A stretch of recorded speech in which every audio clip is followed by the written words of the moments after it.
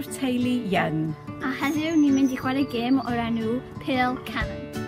Sut i chwarae? Pasiwch y pêl i'ch gilydd. Gallwch dewis ei thaflu, cicio,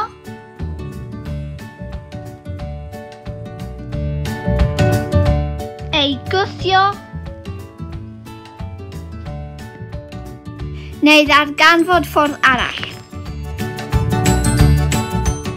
Dechrau'n araf a chyflymu os ydych chi eisiau ei wneud yn anoddach. Gallwch ychwanegu mwy o beli. Sawl gwaith gallwch pasio'r pêl i'ch gilydd. Gallwch chwaraewyr sefyll neu eistedd. Adwch syniadau i'ch hun.